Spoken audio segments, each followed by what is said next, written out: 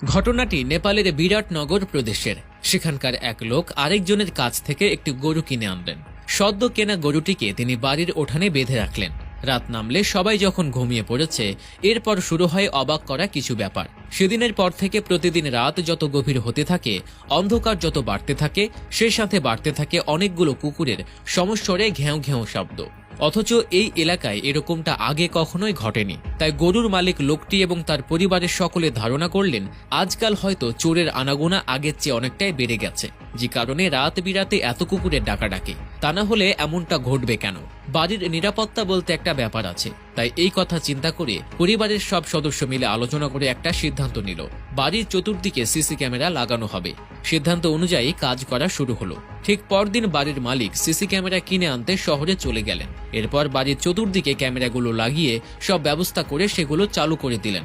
কিন্তু বাড়ির কেউ কোনোদিনও স্বপ্নেও কল্পনা করতে পারেনি যে সিসিটিভিতে তাদের জন্য কি অপেক্ষা করছে। পরদিন সবাই সিসিটিভি ফুটেজ চেক করতে গিয়ে যা দেখতে পেল, তা দেখে সবারই চোখ কপালে ওঠার অবস্থা। কেননা সেটা দেখার জন্য তারা মোটেও প্রস্তুত ছিল না। সিসি ক্যামেরার ফুটেজ চেক করে তারা দেখল, বাড়ির উঠানে রাখা নতুন কেনা গরুটির পাশে একটি বিরাট আকারের চিতাবাঘ হেলে ধুলে হেঁটে ঘুরে বেড়াচ্ছে। এরকম একটি ঘটনা নিজের বাড়ির উঠানে দেখলে যে কারোরই বাকরুদ্ধ হয়ে যাওয়ার কথা। বাড়ির সকলেও তেমনি হতবাক হয়ে গিয়েছিল।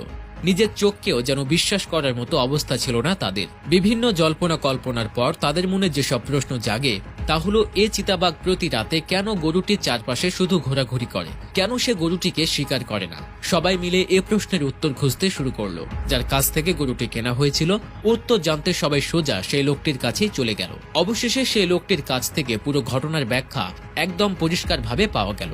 মূল ব্যাপারটি হচ্ছে, এই চিতাবাঘটির জন্ম হওয়ার মাত্র কিছুদিন পরেই তার মা চিতাবাঘিনী কোনো এক কারণে প্রাণ হারায়। কোনোভাবে এই গরুটি তার খোঁজ পায় এবং নিজের কাছে রাখে। আর তারপর থেকেই চিতাবাঘটি এই গরুর দুধ খেয়ে এই পৃথিবীতে টিকে আছে। তাই চিতাবাঘটি তাকে পৃথিবীতে বাঁচিয়ে রাখা সেই দুধ মাকে কখনোই ভুলে যায়নি।